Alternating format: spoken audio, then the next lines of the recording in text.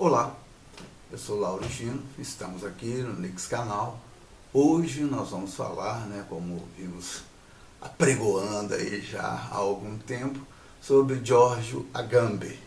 Giorgio Agamben é um filósofo italiano de formação jurídica, ele é do direito, acredito até que seja do direito inicialmente, depois uma especialização em filosofia. Mas, de qualquer forma, é um filósofo importantíssimo, ainda vivo, dialogou com Heidegger, com Walter Benjamin, com Hannah Arendt. Então, é um filósofo que tem, de fato, muito a dizer e faz análises contemporâneas, inclusive fez uma análise agora há pouco tempo, em fevereiro de 2020, sobre a pandemia, dizendo que, olha só, ela poderia caracterizar um alarmismo coletivo, uma forma que governos, mais uma vez, utilizariam para o controle dos corpos humanos. Mas isso, dentro da teoria de Agamben, faz muito sentido, diferentemente do que a gente ouve aí de alguns governantes que são de um determinado espectro político, mais guiado pela ignorância e pelo seu próprio despotismo do que qualquer coisa. Mas Agamben tem motivos para dizer o que diz. Pois bem, então hoje nós vamos trabalhar exatamente com uma parte do pensamento, uma parte que eu reputo fundamental, extremamente significativa no pensamento de Agamben, que diz respeito ao homo sacer. Correto? Esse termo sacer significa sagrado, então seria homem sagrado, sacerdote, Então, olha aí, a raiz é comum, perceberam? Então vejam, esse sacer, no latim, ele tem uma dimensão muito interessante, correto? Ele remete a duas dimensões, e dimensões que são antagônicas, correto? Olha só, polares, Um polo, outro polo.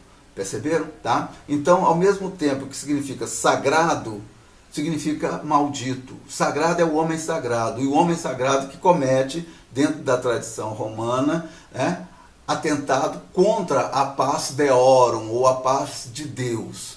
Então, veja que interessante esse termo, Homo sacer. Ele traz na sua dimensão dois significados que são antagônicos entre si. Correto? Tá? Então, ele significa sagrado e, ao mesmo tempo, maldito. Nós vamos ver por que esse termo é importante na abordagem que vamos fazer. Lembrando que nós estamos falando sobre vidas nuas. O título da nossa abordagem de hoje é Vidas Nuas Importam?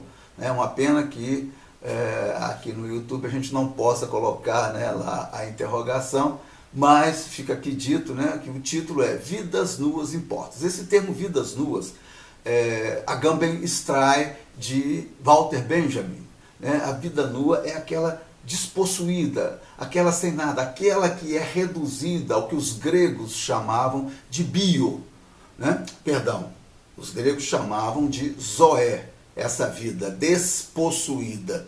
Bio é exatamente a vida com qualidade, a vida qualitativa, a vida inserida no direito, a vida do cidadão. Zoé diria respeito à vida fática, correto? O fato simples de existir. Então, olha só, a gente já começa a entender que essa distinção, trazida por esse conceito de vidas nuas, nos é muito contemporâneo, infelizmente. Pois bem, então veja, ele diz, dentro dessa concepção de homo sacer, que há uma dimensão humana que ficaria fora do direito sagrado, correto? E olha só que interessante, também fora do direito político. Então, seria uma vida que não seria sacrificável, porque ela não teria valor, correto? Então, olha só, sacrifício é para o sagrado, percebe? Tá? Então, essa vida que não tem valor não merece nem ser sacrificada. Então, consequentemente, é uma vida matável. Esse matável dessa vida indica que ela pode ser morta dentro da dimensão jurídica, dentro do ordenamento jurídico. Olha só, não presta para o sagrado e não presta para o político. é matável, pode morrer, correto? Sem que isso caracterize crime. Perceberam a dimensão? E perceberam a contemporaneidade, né, a atualidade disso que nós estamos discutindo?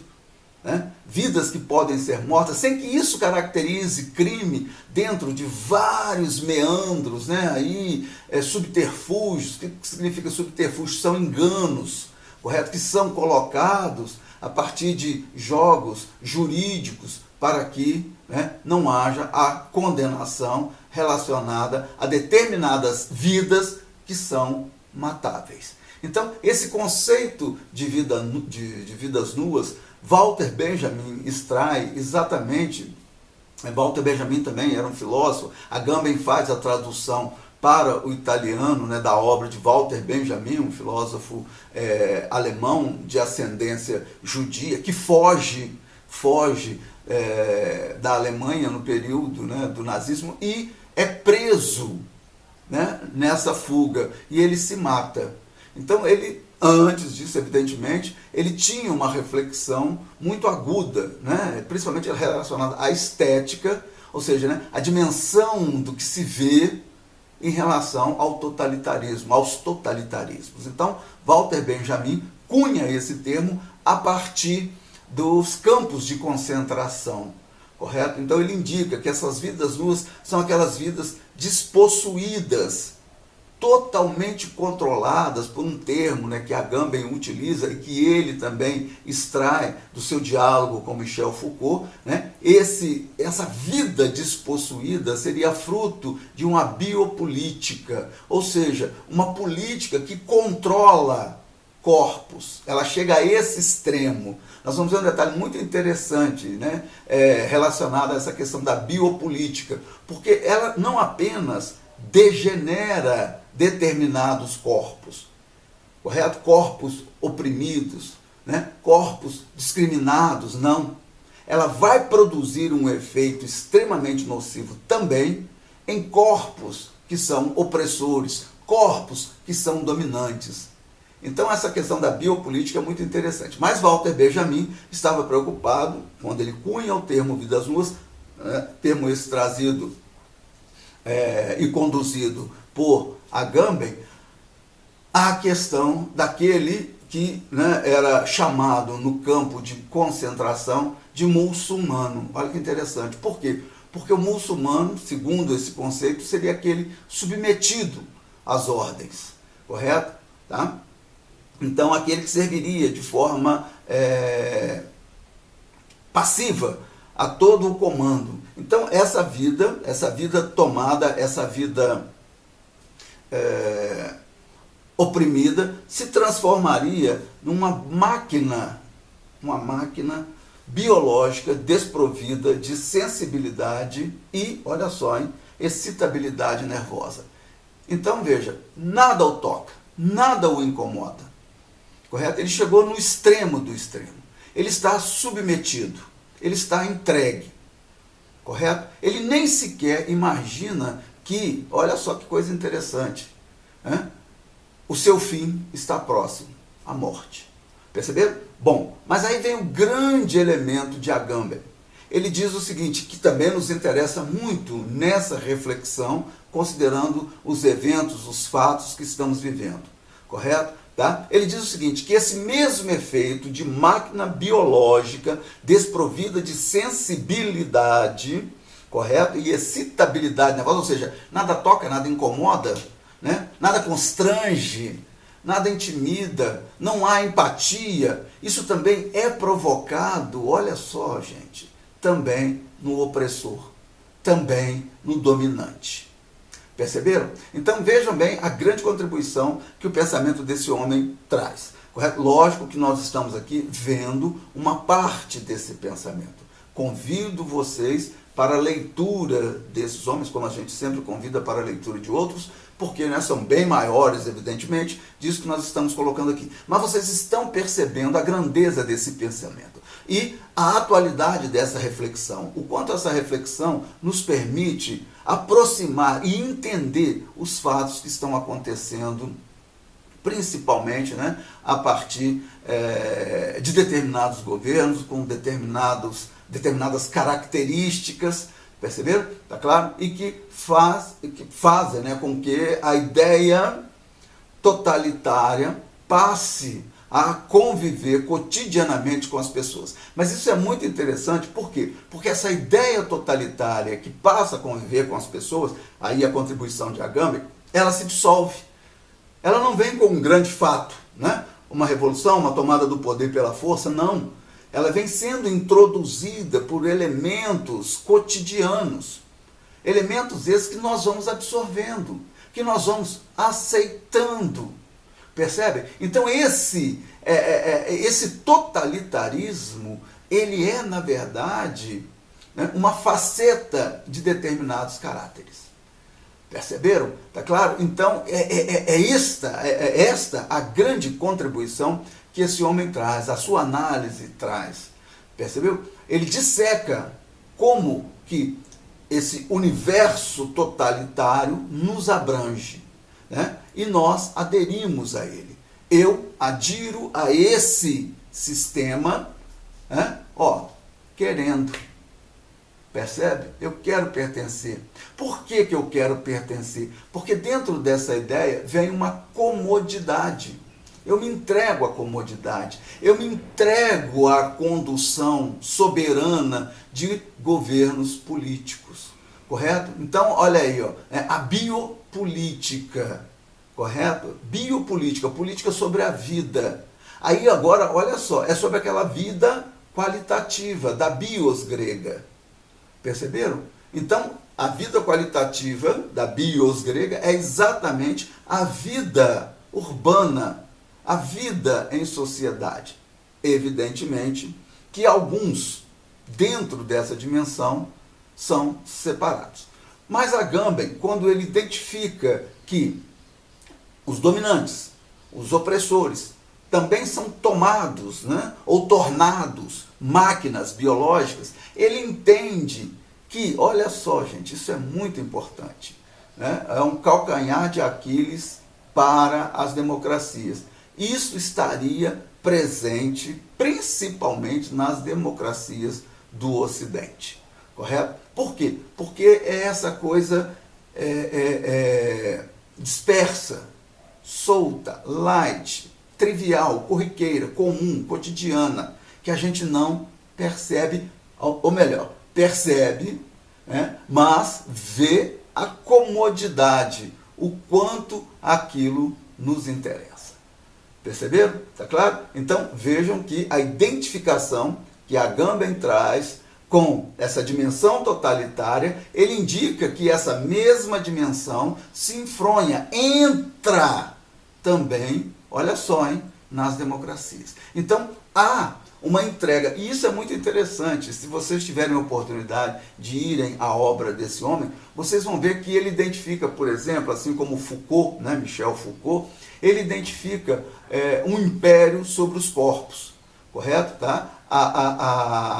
A soberania, a opressão do Estado sai do campo externo, do campo legal, e passa para o campo privado.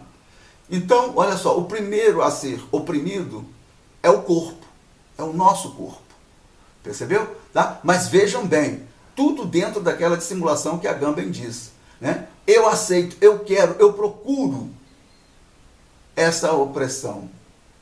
Olha que coisa interessante. Então, todo o rigor estético que hoje a gente verifica, né, essa procura por uma perfectibilidade física, correto? Tá? O amor passa a ser o amor da imagem. Eu quero estar belo para o outro, mas um belo físico, correto? Tá claro? Então, isso tudo eu me submeto a uma série de mutilações, né, de modificações estéticas. Então, vejam, a biopolítica chegou a ponto tal que ela, olha só, vai intervir na minha subjetividade. Mas aí vem o detalhe importante. Eu quero esta intervenção.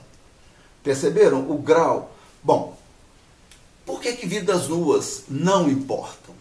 Dentro dessa dimensão, como a gente está relegando, deixando de lado uma série de dimensões da vida cotidiana, evidentemente, que isso irá esbarrar em determinados segmentos da sociedade.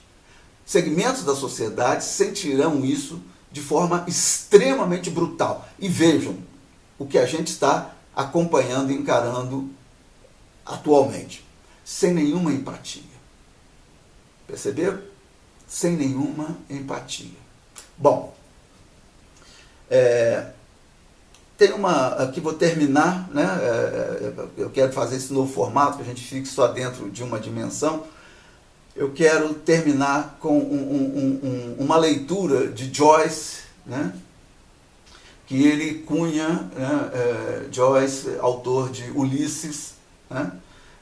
Um livro famoso, e ele cunha o termo Bloom, que seria uma característica humana. Então eu quero terminar trazendo essa dimensão para vocês, o que Joyce diz do que seria esse Bloom, e vocês vão verificar quanto isso se adequa a tudo o que nós estamos vivendo. Vejam, Bloom seria um tipo humano recentemente aparecido no planeta, o que designa essas existências brancas, presenças indiferentes, sem espessura. O homem ordinário, ordinário é comum, hein? O homem ordinário, anônimo, talvez agitado quando tem a ilusão de que com isso pode encobrir o tédio, a solidão, a separação, a incompletude, a contingência, o nada. Então nós estamos vivendo os dias do nada.